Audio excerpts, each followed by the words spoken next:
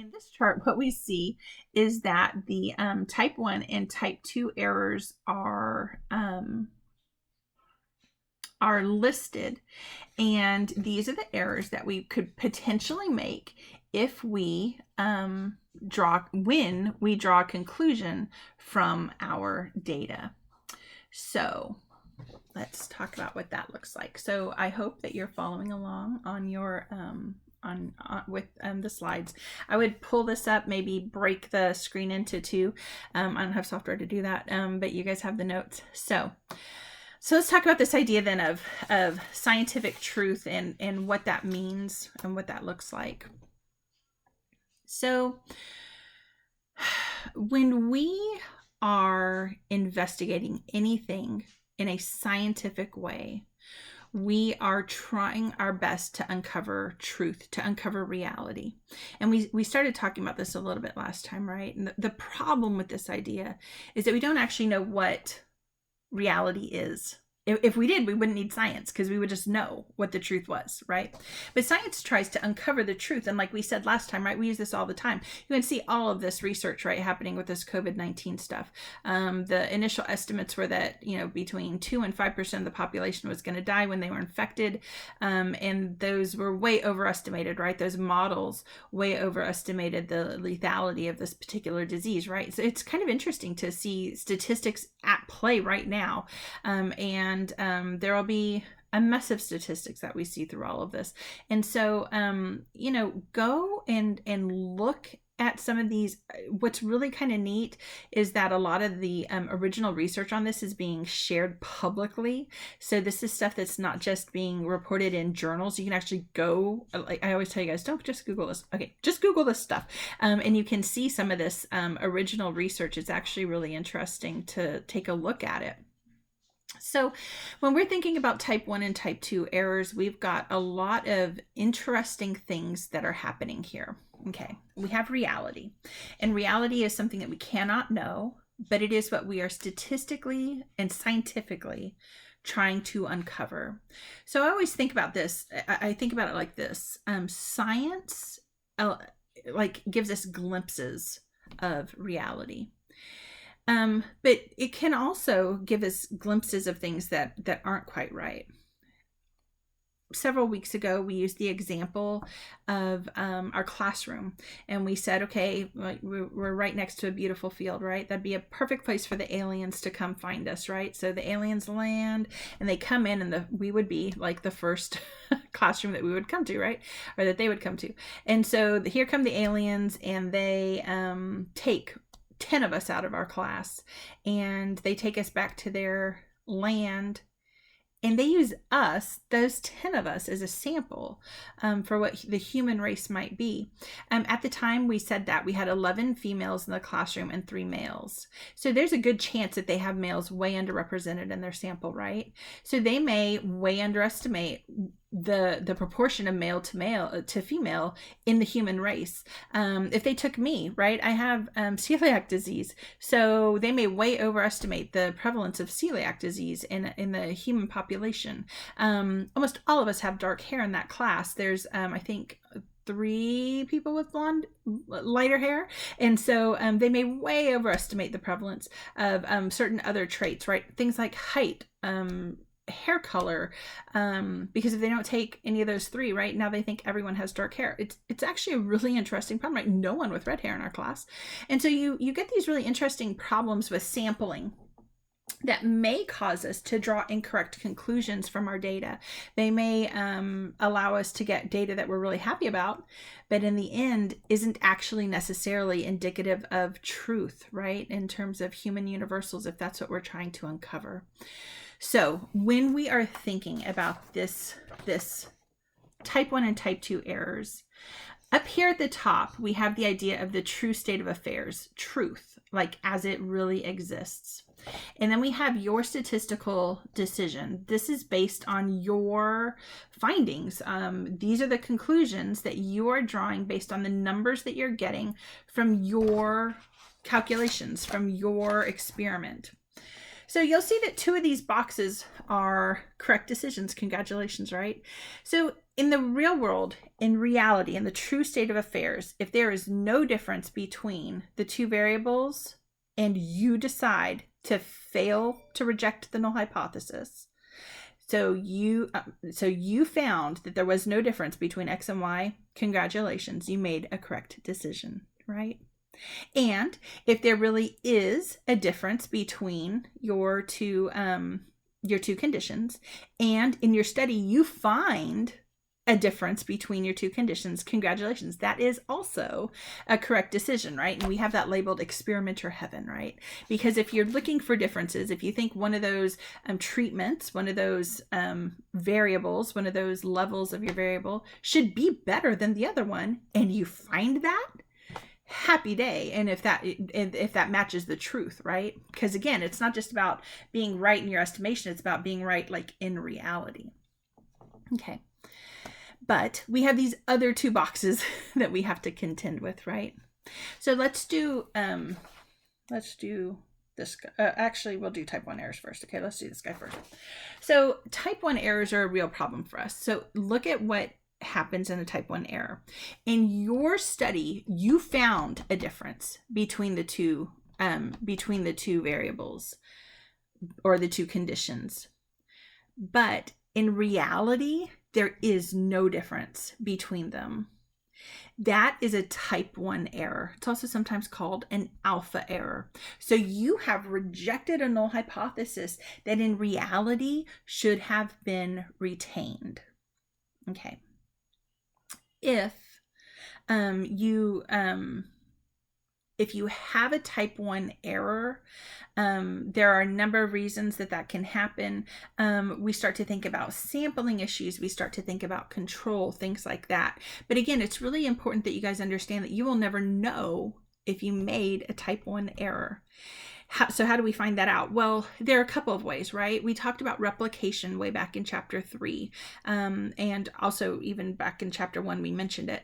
So the idea of, okay, if you ran that same study again with a different sample and all of a sudden you don't find a difference, maybe you run it several more times and you're not finding differences that you expected, that may hint to you, right, that in that one experiment where you found a difference that wasn't maybe quite right. And so again, there's no way to know that you've made this error. Just like there's no way to know that you really were correct, right, in those other two boxes. But it's more, you know, these beautiful hypotheticals that we like to think about. Okay, so the type 2 error, okay, happens when you don't find a difference between your two groups, but in reality, there should have been a difference, because in reality, that difference does exist. And so again, we think about sampling errors, we think about that. Sometimes a type 2 error is called a beta error. It's also sometimes called a power error. And so we don't talk about power a whole lot in this class. I think the book mentions it a couple of times, but you know, there's this trade-off, a potential trade-off between statistical power and this idea that we are cautious, statistically cautious. So that type 2 error is a real bummer. Again, you'll never know if you commit one, but as you can imagine, like that's the biggest, that if you could ever know, right? When you die and go to heaven, I guess God lets you know, hey, remember those experiments? Those were type 2 errors. And you're like, oh, I thought I didn't find anything, and I should have, right? So those type 2 errors are kind of real bummers, because in reality, there is a difference. Your theory, it's right, but you are not uncovering that in your experiment for whatever reason. And again, we can think about sampling and control, operational definitions, all kinds of things like that. All right, so if we were in class, what we would do next is a couple of little exercises to think about what this looks like. So do you have a type 1 error, type 2 error? Did you make the correct decision? Things like that. And that would help you a little bit. But honestly, I will tell you this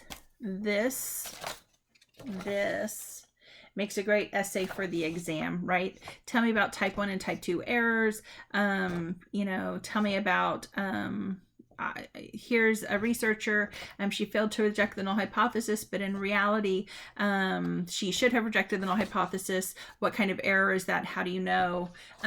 So there's a million questions, right, that could come out of this idea for the exam. So you really do have to not just know it and memorize it, you got to be able to apply it, right? Okay. So again, if you have questions about any of that, I want you to email me, contact me, and we can talk it through. Okay. All right. So, all right. So, one of the things that happens to research, like the idea that we fail to reject the null hypothesis, guys, it happens to us all the time. Unfortunately, like I said at the beginning of the semester, right? We're not a hard science. We're not a soft science. We're the hardest science, right? Psychology is the hardest science. And so sometimes, even when we have really good theory and lots of evidence backing us up, when we actually run our studies, we don't find what we expected for whatever reason. And so in those cases, right, we might fail to reject the null hypothesis, but that doesn't mean to like give up on your whole theory. We use extreme caution when we deduce anything from our experiments. So just like I told you at the beginning of the semester, right, if you find support for your theory, you don't rush to the rooftop and scream it out to all your neighbors, right? Instead, you're cautiously optimistic, right? This one time we've supported this. Now, as you continue to find support for your theories, and as maybe people in other labs are finding support for those same theories, maybe you go buy that megaphone, right? But in general, we try to be really cautious, and that's true no matter if we're rejecting the null hypothesis or retaining the null hypothesis. So again, replication might become important here. That said, there's this real issue about failing to reject the null hypothesis that I want to talk about, because a lot of people see failing to reject the null hypothesis as a failure. But there is a lot to be learned from an experiment that fails to reject the null hypothesis. So maybe your experiment didn't work, and maybe you can uncover that, right? You've got limitations you can think about and failure to control that you can think about, all kinds of things that you can take into consideration. And you might, right, still try to write up this study. You put a lot into it, and maybe you're funded and you have a responsibility, right, to disseminate that information. The biggest problem, or the biggest potential problem, and when we're thinking about these things, is that sometimes the journals do not accept articles where there's a failure to reject the null hypothesis, which is unfortunate. And so your book talks about publication bias and the file drawer effect. So, the file drawer effect happens because a lot of times, you think, well, they're not going to publish it anyway. Why am I going to expend all the effort to write this up? And so those studies where you fail to, support your theory, or you fail to find the differences you expected, maybe you just don't write them up.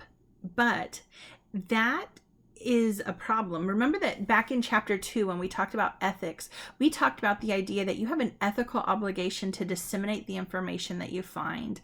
And we said back then that that was true whether you supported your hypothesis or whether it failed to be supported, right? We used that terminology because we didn't know this terminology yet. So thinking about that, then you have an ethical responsibility to disseminate that information, whether you retain your null hypothesis or whether you reject the null hypothesis. Obviously, if you reject the null hypothesis and that's what you were hoping for, happy day. And most journals are, if you're doing good quality stuff, you can find a journal to publish in.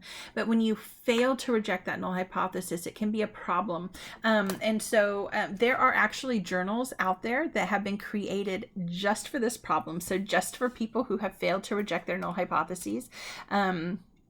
And also what many researchers do nowadays is they utilize other ways to get it out. So if they cannot find a journal to publish in, like a traditional journal to publish in, they may go to open access journals. And that is one of the benefits of having some of these open access journals available, is that we can start to disseminate information that a traditional journal may not see as important, but actually really is important. Even if it's just to learn the lesson, hey, let's not test that variable, like this again, because these are the problems that come out of it. So it can be important either way. All right. So I think that is it for right now. I do want to just mention the very last slide of this particular lecture is about effect size, confidence intervals as power and power. We've talked about these things very briefly in the past. And so I know that the book talks about the calculations, and we've talked about that a little bit. But just really quickly, right? Effect size is looking at the size of the difference between your two groups. Not just whether there's a difference, but like how big is that difference. And so you talk about a small effect size, moderate effect sizes, large effect sizes. And in the late 1990s, early 2000s, APA actually set out guidelines that asked us to start to include effect sizes in our research. And one of the reasons for that is that effect sizes can be really useful for people who are doing meta-analyses. And another reason for that is that they give us another way to evaluate the literature and the finding. Not just is it statistically significant, but also how big was the effect that you actually witnessed. So effect sizes are useful. In this class, we don't actually calculate effect sizes, but I do want you to know what they are and why we use them. The second issue is confidence intervals. Again, I'm not going to ask you to do the math on confidence intervals, but remember that a confidence interval is just kind of the range in which we believe the population mean probably is. So based on what you found in your sample, we can estimate where that population mean actually lies. That is actually based on the idea of normality and the normal curve. So confidence intervals are useful for us. They give us kind of an idea of where in the real world, right, in that the idea of reality, our mean probably lies. And then the last thing very quickly is power. And I said, the beta error is sometimes called or the type 2 error is sometimes called a power error. And many beta errors or type 2 errors are actually due in part to having a sample size that's too small to actually capture the differences that actually exist. And so the beta error is a potential problem due to sample size. So power is this really interesting thing. Again, it is the chance of rejecting a false null hypothesis, and an easy fix for it's not necessarily always the best fix, right? We talked about how having a sample size that's too big is actually also problematic because it may give you, it may tell you, ooh, reject the null hypothesis, when actually maybe that's not the best thing to be doing, right? That's not the right thing, but your sample size was so big. We talked about that old aspirin study from the 80s and talked about that a little bit a couple weeks ago, right? So sample size might be an issue in those type 2 errors. So it's something to think about. All right, you guys, that's it for today. If you have questions about any of this stuff, like I said, please reach out to me. And I'm happy to have phone meetings with you guys. Have a great day. Bye.